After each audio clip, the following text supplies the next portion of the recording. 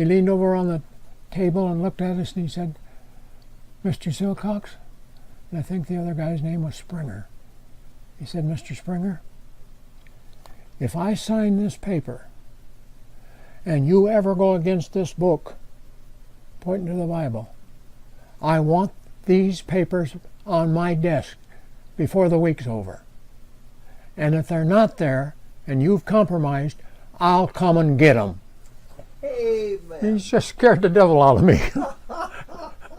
The other guy compromised, and he got his papers back. Wow. But he didn't get mine. I ain't compromising that book. This is Master Ministry. Tips, tools, and truths to advance eternal effectiveness in ministry. I'm your host, Douglas Hammett. Let's move into the broadcast now. Tell me about the doctrine of the church. You went to Bob Jones and wind up a strong local church only Baptist. What happened? If I can go over, get a book over here.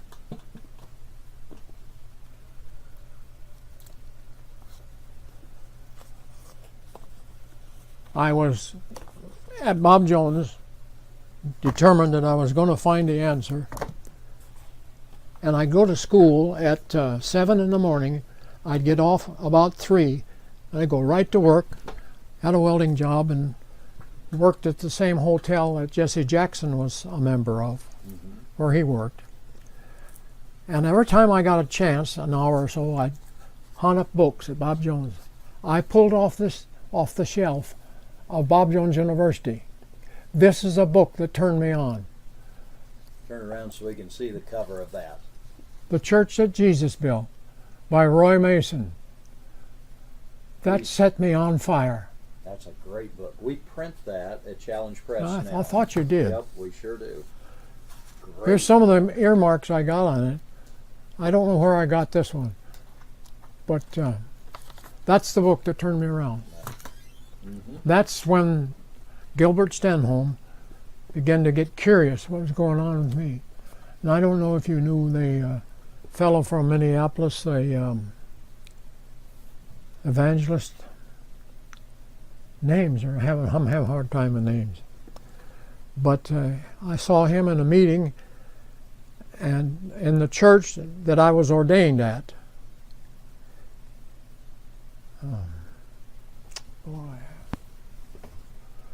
Just having patience with my memory. He's on my ordination papers, and I left my billfold upstairs. He preached everywhere, every week, Thursday night and Friday night, and then would go back to Greenville at the Tabernacle Baptist Church.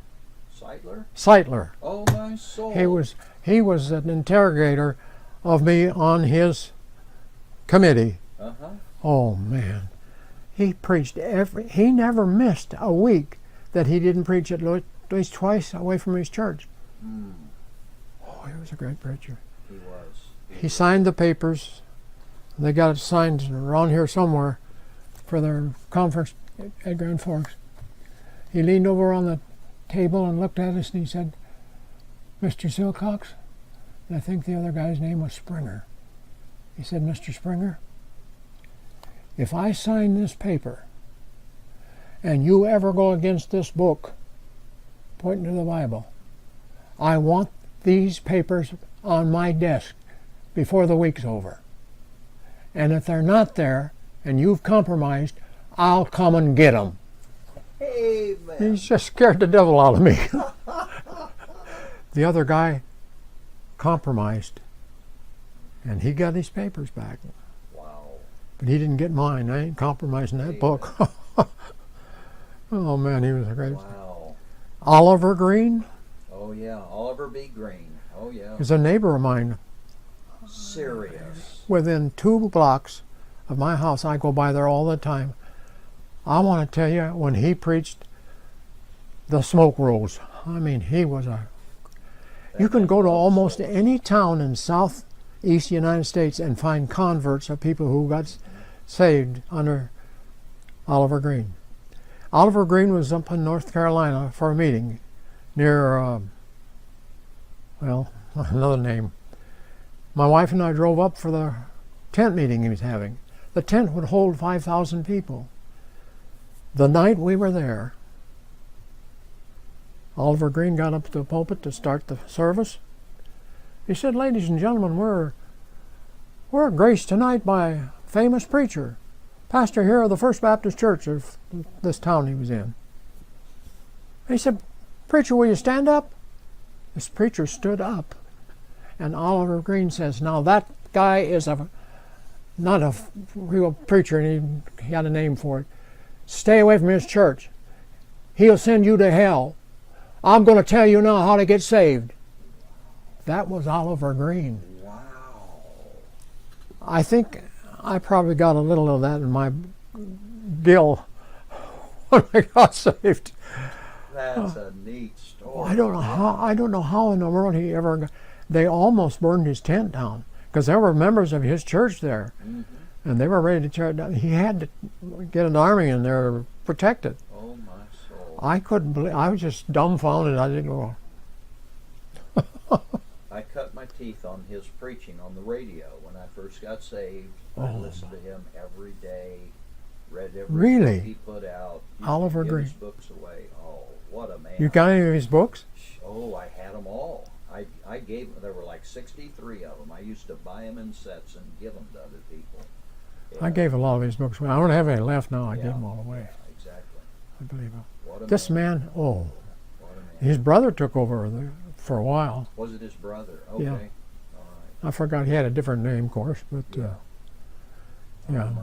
Well, tell me about, you came to a position on the King James Bible, and what caused that to come about? Because obviously Bob Jones is not that now. Okay. Practice. Mhm. Every time I used it, every time I practiced it in any way, always verified. And I read, I saw Bob Jones Sr., whom I loved and I felt was a saved man, but he was not taught in church theology. I felt he meant well, but I heard him many times, 4 or 5 times through the years, say, "Now, boys, when you get out and get to preaching, don't have a big B on your back or a big C or whatever. Preach this Bible."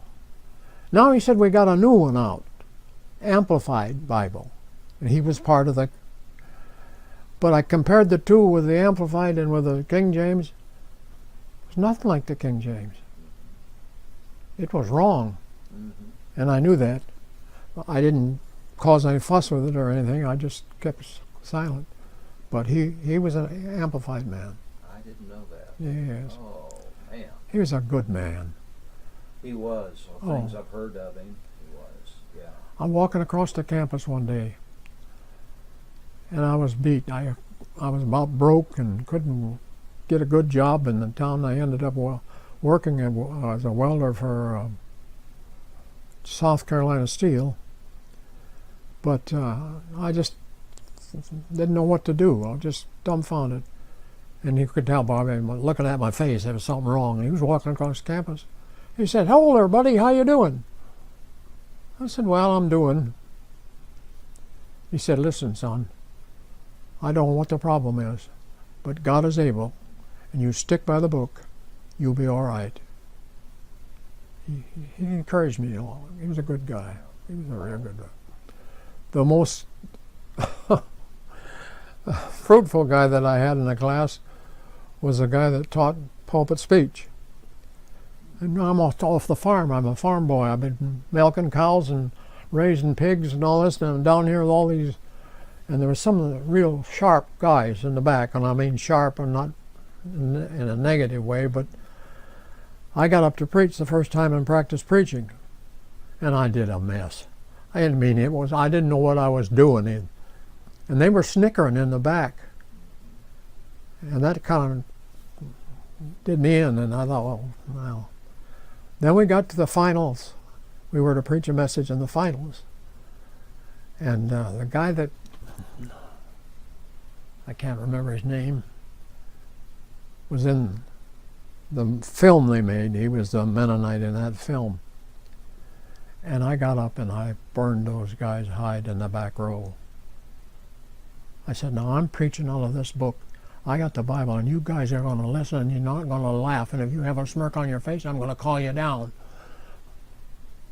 You'd think I had a brain that'd be dangerous. They got all done, and they're filing out, and I just can't remember his name. He says, Mr. Silcox, would you remain for a moment? I'd like to talk to you. And he dressed me down. He said, I'm going to give you a B. You could have got an A if you hadn't have taken them other guys on. So I got a B in practice preaching. But I got even with them anyway. Thanks for listening. You know, your ministry does not have to stagnate or die. If you want to get out of the box and into the book, get some help right now. Give me a shout at pdhammett@gmail.com. We'll discuss what you need and recommend a course of action. Get in touch with me. You can also find tips, tools, and truths to advance eternal effectiveness in ministry and make an eternal impact at masterministry.com. Thanks for listening. Now let's go make a difference.